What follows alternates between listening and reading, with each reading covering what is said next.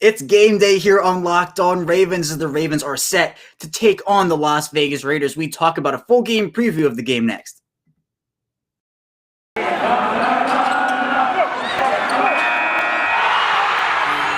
You are Locked On Ravens, your daily Baltimore Ravens podcast, part of the Locked On Podcast Network, your team every day.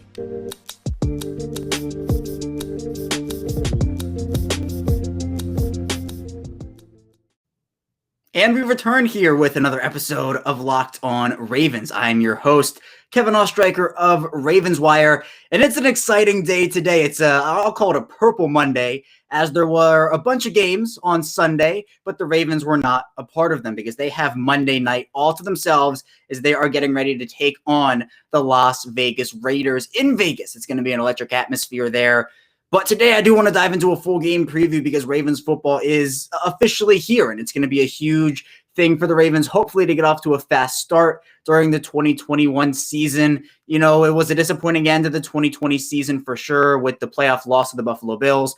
But the Ravens, they have retooled and they're ready. You know, they have faced some adversity already during the 2021 offseason, the training camp, preseason with the injuries they've gone through.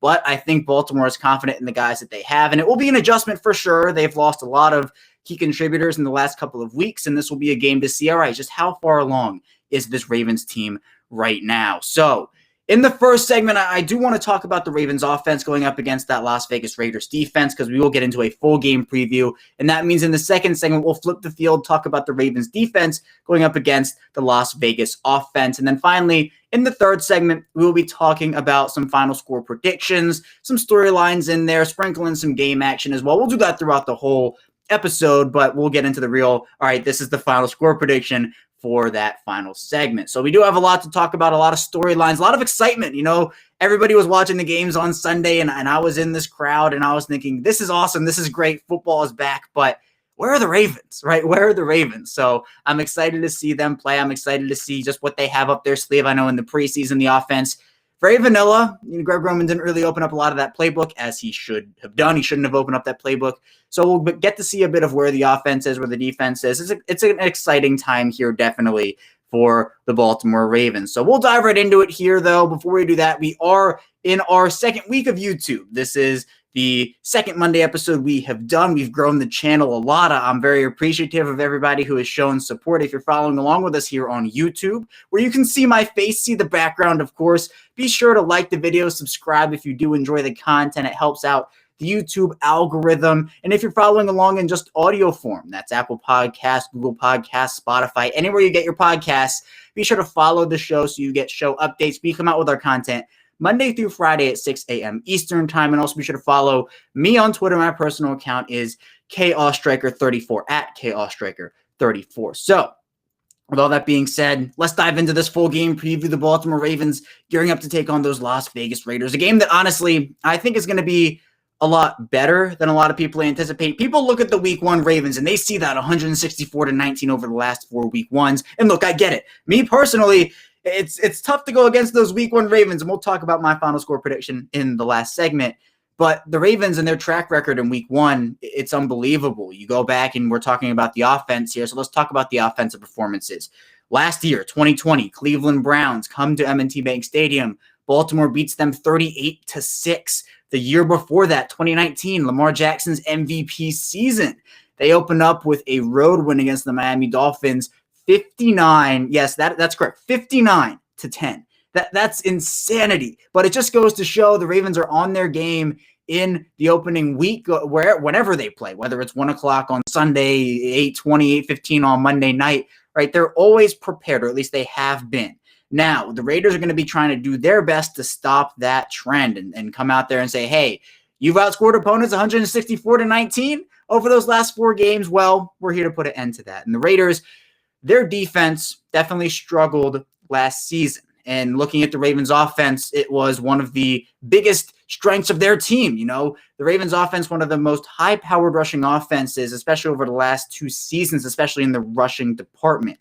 Now, the Raiders in general, how I grade opposing defenses and even the Ravens defense itself, how I grade defenses, I don't look at total yards, total passes attempted, all these rushing those things are systems of an offense, or they're made by an offense, right? If we're looking at the Ravens offense in particular here, I'm not going to go off of total rushing yards versus total passing yards because the offense is run heavy. And so comparing that to other offenses like, let's say, Kansas City, let's say Pittsburgh, where those guys throw the football a bit more than they run it, it's all comparing apples to oranges. It's all doing all this stuff. So for me, what I like to compare is the actual averages. So I'm comparing yards per attempt. I'm comparing average in terms of yards given up per game on the ground. It's those types of things. And the Las Vegas defense, they did struggle in 2020, as I mentioned. In 2020, last season, the Raiders ranked 23rd in rush defense in terms of yards per game allowed on the ground, and then 26th. They were tied for 26th, I believe it was, in yards per game given up through the air. So those two things, not a great start, but this Raiders defense is a bit different than we saw in 2020. The Ravens, they're going to be facing a unit in Las Vegas that brought in former Raven Yannick Ngakoue. He will be a pass rushing force, and I think he's a better scheme fit there anyway. I know the fit was not good in Baltimore, and he's said that. He said he wasn't utilized well. But the way that the Ravens offense is going to work this year, it'll be a bit difficult for, I think, the Raiders to continuously stop them every single possession. And for the Ravens, their offense, they can put up points in a hurry, and they can be very efficient, of course, when it comes to running the football. And I think they're going to be a bit more efficient passing the football this year as well. Lamar Jackson is a big storyline in this one. He's been efficient in a lot of areas, very efficient in the red zone. Obviously, the middle of the field is where he prefers to throw the ball, but he's not a bad thrower outside the numbers. He just doesn't prefer that, and that's okay. You know, quarterbacks have a certain area of the field where they feel comfortable throwing, and it's not a crime if they want to do that, or opposed to throwing to places where they're not comfortable. But the biggest storyline for me, at least, is the Ravens running back room, because we know what J.K. Dobbins brought to the table. We know what Gus Edwards brought to the table. Those two players, though, will not be available for the entire 2021 season because of their season-ending injuries. Obviously, Justice Hill is in that category as well. So the Ravens, they're going to be relying on Tyson Williams. They're going to be relying on Latavius Murray. Is Le'Veon Bell going to be promoted from the practice squad? Is Devonta Freeman going to be promoted from the practice squad? The Ravens have signed 4 running backs in under a week. They've been doing a lot of work to get their running back room back up to what they feel like can be a productive room, instead of, all right, we're signing all these talents, they don't really fit this, that, and the other. And look, the fit with Bell, his running style is a bit questionable, right? He has that patient run style where he waits for the holes to open up and then he just shoots through them. That's what he does really well. Can he adjust his game? I think he can, but it might take a little bit of an adjustment. Also, the mesh point is a very key storyline in this one, because you're looking at it, the Ravens don't have a lot of experience with the mesh point runs with their running backs currently on their roster right now. I believe the highest number is 13 rushes from a running back on their active roster. And the Ravens, they love doing RPOs sometimes, and they love doing all this different stuff with the mesh point. So it might be a bit sloppy. And obviously week 1 for teams, this is where they get those jitters out. They work out everything. And there's going to be some sloppy football, definitely, I think, with the Ravens and even the Raiders, just because, 1, it is week 1. 2, for the Ravens, they're working with a bunch of new pieces. The offensive line hasn't played a ton of game action together. The wide receivers, such as Marquise Brown and Sammy Watkins, dealt with their own injuries during training camp. So I think that, look, the Raiders, bottom half of the league last season in terms of passing and rushing defense. Now, you know, in terms of net yards per attempt, the Raiders actually ranked in the top half of the league. I think they were 5th or tied for 5th in that, around 7 yards there. But the league is pretty close, right? 1 through 32 there. You're looking at a pretty minimal difference. So that's not a huge deal. Yards per attempt, the Raiders ranked at the bottom there too. I think they were 24th. So, you know, you're looking at that, and you look at the Ravens offense, and as long as the Ravens do have Lamar Jackson on the field, I think they obviously have a chance to win every game.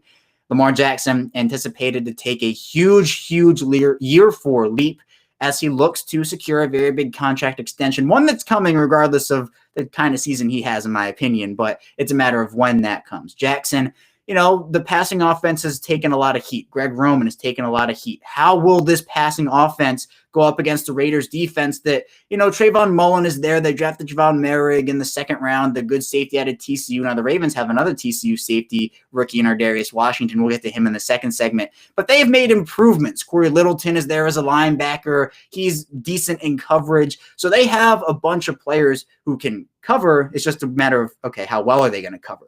The Ravens with Marquise Brown, with Sammy Watkins. James Prochet finally translated his practices into game action during week 3 of the preseason against the Washington football team. So you're looking at all that.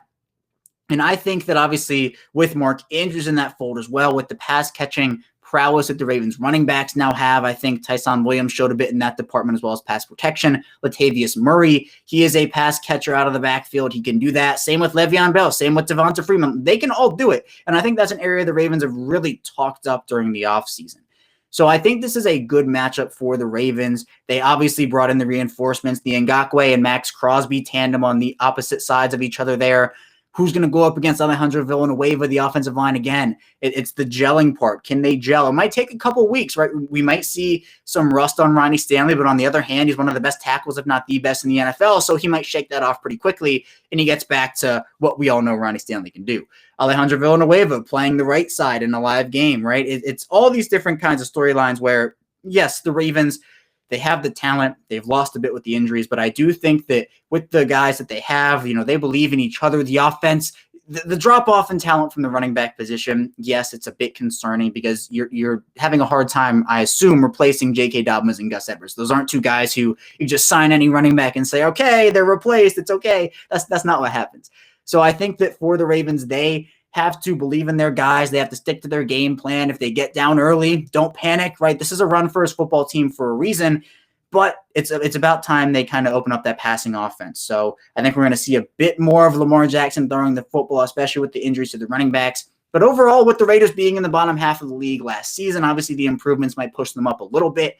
I think that the Ravens have a good matchup here for Monday Night Football on the offensive side of the ball. But when we get back here, we're going to be flipping the field and talking about the defensive side of the ball for the Baltimore Ravens going up against the Las Vegas offense. So stay tuned for that, and we will be right back. But football season is back. Let's make the most of it with a better way to create your custom pool at runyourpool.com, the premier sports pool hosting service. Run Your Pool makes it ridiculously easy to follow and run a football pool with friends, family, or office mates, and they offer dozens of formats, including Survivor, Pick'em, Squares, Margin, Confidence Pools 33, and more. Run Your Pool hosts formats for NFL and college football with one-week games, full season playoffs, or the Super Bowl. Unlike other fantasy sports platforms, Run Your Pool has options and settings to make it your own. Reconnect with friends and join nearly 2 million football fans to make every game action-packed this season. You can even brand your pool for local businesses, bars, or restaurants. Check them out today and get $10 off of runyourpool.com/lockedon or use our promo code LOCKEDON at checkout. Anywhere, everywhere in the world, Run Your Pool helps friends and colleagues compete. The NFL season starts September 9th. Start today at runyourpool.com/lockedon and have your pool up and running in minutes. Runyourpool.com/lockedon. And we return here with our second segment of this Purple Monday edition of Locked On Ravens. Kevin Ostrak, your host, still here with you. And we're now going to dive in to the Ravens defense going up against this Las Vegas Raiders offense, an offense that definitely has some weapons. Now, a little bit of a late-breaking developing story that came out here. At the time of this recording, Josh Jacobs was actually downgraded in the injury report to questionable due to an illness. So if Jacobs is unable to play, that's a pretty big blow to the Raiders because he is a big part of what they do on offense. But the person who I think the Ravens obviously have to slow down and stop in order to win this game is quarterback Derek Carr. Now, Carr, I think, is a bit underrated. People see what he's done, and the stats are kind of there, but also he hasn't really put it all together yet. But people in Las Vegas, it seems like, are very excited about Carr. They're excited about the weapons he has around him. So Carr is someone who I think the Ravens have to rattle early, and their defense, it's going to be really interesting to see what they do with the loss of Marcus Peters. Now, we talked about this on Friday with Ingraven Vids, who was our Friday guest. Again, thank you to Ingraven, but it's going to be really difficult for the Ravens to replace a guy such as Marcus Peters. You look at the injury to Gus Edwards, and you look at the injury to Marcus Peters. And honestly, I think the injury to Edwards, it's brutal. Both of the injuries, brutal injuries. But with Edwards, I think that's a bit easier to replace because the Ravens' rushing offense in general, right, it's big and it's good, and it's an elite rushing offense. So you put a guy like Latavius Murray in there who kind of profiles a little bit like Gus Edwards, big back, one cut, north-south runner. That works out. But with Peters, he has such amazing game sense. And now it's going to be up to Anthony Averett to step up. The Ravens are probably going to have to play Jimmy Smith and Tavon Young a bit more. Now, obviously, Peters wasn't playing in the slot. Tavon Young, he's going to be relied upon there, though, because maybe the Ravens would feel comfortable putting Humphrey in the slot with Averett and Peters on the outside for a couple plays, but now you don't have that anymore. So where are you putting Jimmy Smith, right? You like Smith in that situational matchup. Like, this is the perfect game for Jimmy Smith because of Darren Waller, but it doesn't seem like Jimmy Smith is going to play in this one. He just returned from his ankle injury. So, it seems a bit like he's not going to play in this one. And honestly, I wouldn't be shocked if that were the case. And honestly, I don't really think he should be playing anyway, just because I don't think the Ravens, he's probably not in the game shape right now. So who do you put on Mr. Darren Waller? Waller has turned into one of the best tight ends in the entire NFL, right up there with Mark Andrews and Travis Kelce and George Kittle and all those guys, right? He started his career in Baltimore, was going through some stuff, and I'm very glad he was able to kind of work through that, and now he's a very successful football player. Made the positional switch to tight end. The Ravens drafted him actually as a wide receiver out of Georgia Tech, but again, he's a matchup nightmare. Patrick Queen, you'd like to see that matchup, but I don't know if that's a matchup you want right now. Chuck Clark, I mean, it's 50-50. You could do that. I think Marlon Humphrey's the best actual matchup for him. But then where do you go with the cornerbacks? Who do you match up against? Henry Ruggs? Who do you match up against? Brian Edwards? There's Hunter Renfrow, who's going to work in the slot, right? You're comfortable with Tavon Young in the slot for the most part. Will there be a snap count? I'm not entirely sure. But who knows? There could be. So when looking at it that way, if I'm putting Marlon Humphrey on Darren Waller, because I think that's the best personal matchup, one-on-one matchup, do you put Chris Westry on Henry Ruggs? Ruggs has the speed. Westry has the speed. So we'll see what ends up happening there. But the Ravens, their defense is very blitz-oriented. The Ravens have the highest blitz rate in the NFL over the past 2 seasons.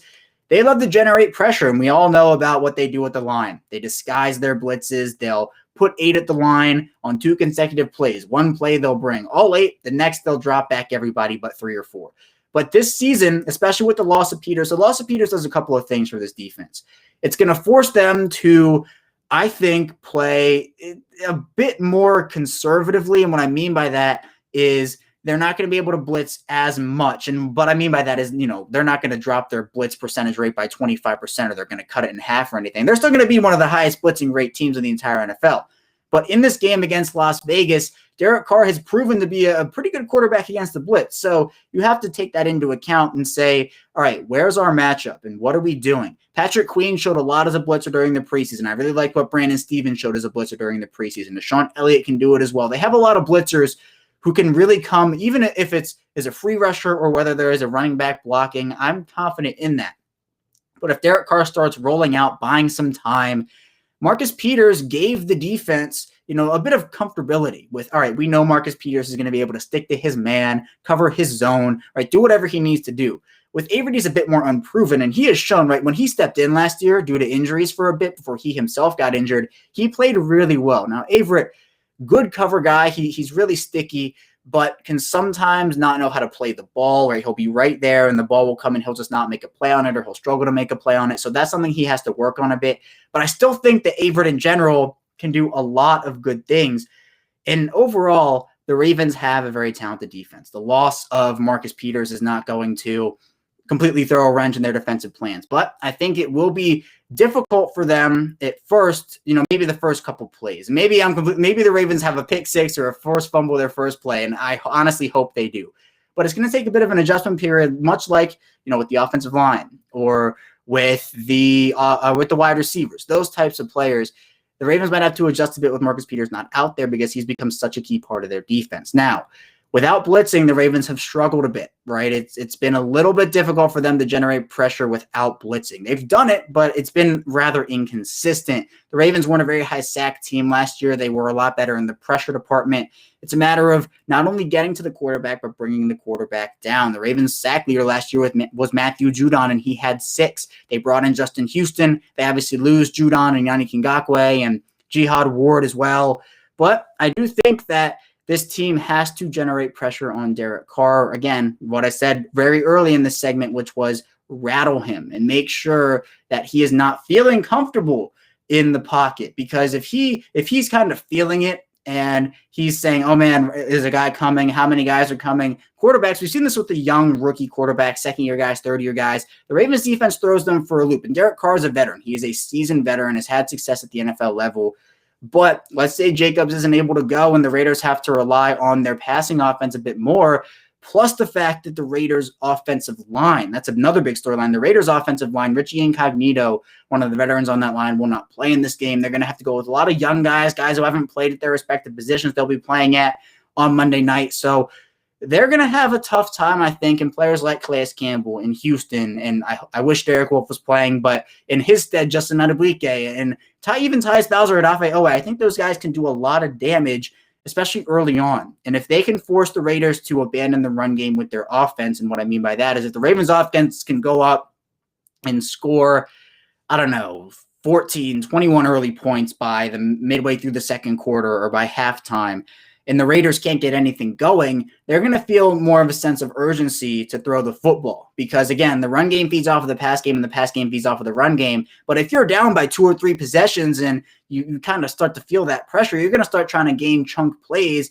and that is going to be by throwing the football. And with the Ravens, their rush defense, one of the best in the NFL last season. So they're going to have to, I think, do a lot to beat this Ravens team, both defensively and offensively. But if the Ravens can get off to that fast start, I hope, and every game I hope that they get the ball to start the second half. If the Ravens can get a 3-and-out on their first possession, give the ball back to the offense goes down the field and scores a touchdown, then the Raiders are they might be in their heads a little bit and say, okay, all right, not a great start, but let's do it again. And if the Ravens defense can get another stop, and then they can go punt the ball away back to the Ravens get it, score again. Now it's, oh man, we might be in a little bit of trouble. Now NFL teams are a lot more resilient than that, don't get me wrong, but it's still in their minds. Now, another thing I want to talk about here before we head into our final break is the Ravens and their bend don't break defense, because they don't like giving up that deep stuff. They will play off coverage in situations where you are probably thinking, why are you playing 8 yards off the ball right now?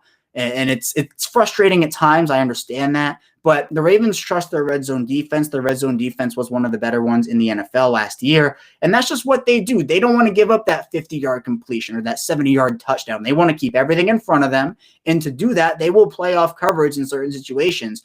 And it can sometimes result in some first downs that might have been avoidable if they took some risks, played some press, but it's what the Ravens do. And they're not going to change that unless something drastic happens where it's like they're giving up all these big plays regardless of playing off coverage, or teams are just frying them in the short stuff. And something they need to get a bit better at is screen plays.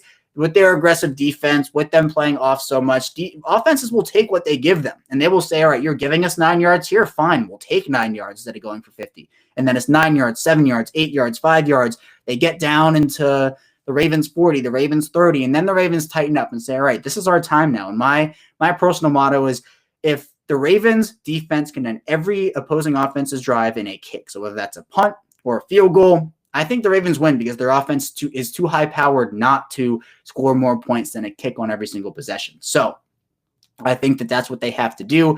And honestly, if the Raiders start to feel a bit of pressure from the time control offense that the Ravens would have, if the Ravens go up 14-0 or 21-0, something that makes the Ravens offense so dangerous is the fact that they can just control the clock. And we'll see how that works with the new running backs and everything. But their rushing offense, they do that really well. They'll hold the ball in the fourth quarter for 8, 9, 10, 11 minutes and just drain the clock, not even giving the Raiders offense a chance to get back on the field in this case. So that's another thing to watch for sure. But again, I just think that with the Raiders offensive line, Derek Carr was tied for 16th, I believe it was, in sacks last year, where he got sacked, the tied for 16th amount. So in the middle of the pack there. With the new Raiders offensive line, I think it might be a bit more difficult for Derek Carr to stay upright in this one. He might be feeling a bit of pressure. The Ravens, yes, the Marcus Peters loss hurts, but I think the secondary depth is okay. And I think I'm expecting a big game from a couple of Ravens here, of course. But we're going to head into our final break now. And when we get back, we're going to be taking a look at some final score predictions and getting into a bit of storylines as well. So stay tuned for that. And we will be right back. But does this sound familiar? You've got one device that lets you catch the game live, another that lets you stream your favorite shows. You're watching sports highlights on your phone, and you've got your neighbor's best friend's login for the good stuff. Well, I want to tell you about a simple way to get all that entertainment you love without the hassle, and a great way to finally get your TV together. It's called DirecTV Stream, and it brings your live TV and on-demand favorites together like never before, so you can watch your favorite sports movies and shows all in one place. That means no more juggling remotes and no need to buy another device ever again. And the best part, there's no annual contract. So get rid of the clutter and the confusion and get your TV together with DirecTV, You can learn more at directtv.com. That's directtv.com. Compatible device required. Content varies by package. And Built Bar is the best tasting protein bar ever. Did you know Built Bar has 9 delicious flavors, including coconut, almond, mint brownie, and salted caramel? Not only are Built Bar flavors the best tasting, but they're healthy too. Order today and get that raspberry or mint brownie or whatever you like. Go to built.com and use promo code LOCKED15 and you'll get 15% off of your first order. Use promo code LOCKED15 for 15% off at built.com. And we return here with our final segment of this Monday edition of Locked On Ravens. Kevin Ostreicher is still here with you. And it's a bit of a different Monday here. Obviously, the Ravens opening their season on Monday night against the Las Vegas Raiders. And I think this is, again, a huge game for the team. It's the opening game, something where I think they have to get off to a fast start. And one of those storylines for me is what can the offense do early on? We've talked about this in the first segment and even a bit in that second segment too. But what this offense can do early on, I think, is going to be a big indication of how the rest of the game will go. Obviously, it's not going to be, this is what their season is going to be, even if it's good, even if it's bad. But to me, we've seen the Ravens get off to very fast starts in week 1 before. And we'll talk about my final score prediction in a couple minutes here. But the Ravens are going to have to kind of work really hard to win this game, as they have to do with every NFL game. But I think people look at the Raiders and they look at Derek Carr and they look at the offensive line and they look at the defense and they say, this is like a 50-point win. I don't personally see it that way. I think that the Raiders will be a bit more of a challenge than some people think they will be, especially just because of the continuity. I'm not going to call them issues, but the lack of continuity that the Ravens have had at some of their positions so far this year. I talked about the offensive line and how the left guard competition, right, kind of a turnstile there for a couple weeks where a lot of injuries happened. And there were Tyree Phillips and Ben Powers and Ben Cleveland. Those were the 3. And Ben Bredesen was in there as well, but he's now with the New York Giants. But those 3 were kind of working. Ben Cleveland didn't really get a lot of time to play in the preseason due to injury. Tyree Phillips missed the game. So Ben Powers, after having a very not good first game against New Orleans Saints, ends up coming back, putting his name back into the starter consideration. Now, the Ravens' offensive line depth chart, or their total depth chart, now has Tyree Phillips in there, and I wouldn't be shocked if that were the case. I think it's between Phillips and Powers anyway, just because Cleveland didn't really get a chance to play in the preseason, and I think, he has a couple things to work on in general. But I do think overall, the Ravens' offensive line, the wide receivers we talked about as well, the corners, because what's it going to look like without Marcus Peters? There might be a bit of sloppy football, as I talked about in that first segment, because they just have to get used to playing with each other. John Harbaugh gave that offense 1 series together in week 3 against the Washington football team. Now, obviously, the end result could have been a bit better in terms of injuries, but that's what they wanted to do. That was their decision, and they looked pretty good outside of those last 4 plays, which I think everybody wants to get blocked out of their mind. I think that the Ravens, honestly, they played pretty well in that opening series. So if that's what we're looking at for how the Ravens will perform on Monday night, I think we're in for a great game. But again, it's different versus the preseason against what the actual regular season is. This Las Vegas stadium, right, Allegiant Stadium, is going to be electric. I know everybody's excited to get back in M&T Bank Stadium, see the Ravens fans there, and just have that crowd be a 12th man. But the Las Vegas Raiders, their first game with fans in the stadium ever since this new stadium was built, it's going to be electric in there. And that could have an impact, especially with new guys on the offense and a couple new guys stepping into big roles on the defense. But the biggest thing for the Ravens defense is the general continuity of the guys. The Ravens lost Matthew Judon. They lost Yannick Ngakoue. They lost Jihad Ward. We've talked about it for a long time. But the only really addition they brought in the losses, right, Marcus Peters is a loss, but they brought in Justin Houston. There's Odafe Oweh. There's Dalen Hayes, Brandon Stevens, the rookies. But they didn't really add anybody who was going to be a huge, massive contributor who wasn't with the team in 2020 outside of the rookies and Justin Houston. So the continuity is there. On the offensive side of the ball, it is a bit different with the injuries to the running backs, the offensive line with Alondra Villanueva and Kevin Zeitler, the wide receivers with Sammy Watkins. But overall, I think the team does have enough continuity. And that's what it is, right? It doesn't matter if the Ravens win by 1 point or it's 45 or if it's 60. As long as they get the win, that is what matters. And I personally think that the Ravens will get the job done. Again, it's not going to be an easy game. I don't think it's going to be a 30-point blowout, 35-point blowout, but I do expect the Ravens to win this one. I'm going 35-24. I've kind of stayed consistent with that throughout the entire last week or so here. I think that the Raiders defense just will not have enough firepower, especially because they will be working with a couple new pieces as well. And with the way that they did struggle in 2020, adding those new pieces early on can be a bit difficult. And with the Ravens defense going up against that Raiders offensive line that does not have a lot of experience right now, especially with Richie Incognito out of this one, I think the Ravens defense will get a ton of pressure. It will force Derek Carr into some bad throws. And yes, even though ball hawk Marcus Peters is not there and available and ready to play in this one, I do think that the Ravens could generate a couple of turnovers, a couple of interceptions. We all know what Marlon Humphrey does with his forced fumbles. But this is a game that I think the Ravens win. It's important for them to win. I think they go 1-0 here and have a pretty good start to their 2021 season. Now, in terms of action that happened on Sunday, yesterday, the AFC North had a pretty good day. The Pittsburgh Steelers beat the Buffalo Bills, and I think a shocker to many. And also the Cincinnati Bengals ended up beating the Minnesota Vikings in overtime on a last-second field goal. Now, the Cleveland Browns lost a heartbreaker to the Kansas City Chiefs. It looked like they were going to win. The Chiefs' defense was not playing well for the first half. They tightened up, though. And look, I tweeted, hey, if the Chiefs' defense keeps playing like they play in the first half, the Ravens could put 40 on them. And obviously, I don't think the Chiefs' defense is going to play like that against Baltimore in week 2. I think a lot of people took it the wrong way. But, that defense, the Browns were torching them. And, any team, if the Browns were playing them, the Ravens, whoever, a lot of teams could have put up a lot of points on the Kansas City defense the way they were playing in the first half. But Kansas City's defense, to their credit, and I give them a lot of it, they buckled down in the second half. They barely allowed Cleveland to move the football outside of a couple plays, forced a few really timely turnovers, and they did this without Tyrann Mathieu and without Frank Clark and a couple other contributors. So big credit to Kansas City for what they were able to do. Cleveland falls to 0-1 there. So if Baltimore ends up winning, they're going to be atop the AFC North with the Pittsburgh Steelers and Cincinnati Bengals. But if they lose, they'll be down at the bottom with the Cleveland Browns. So overall, I think this is a Ravens win, 35-24 against the Las Vegas Raiders on Monday Night Football to open their 2021 season. But that's all that I have for you today. When we get back here tomorrow on Locked On Ravens, we'll be reviewing everything that happened in the Ravens Week 1 game with the Las Vegas Raiders. So stay tuned for that, and I will see you tomorrow.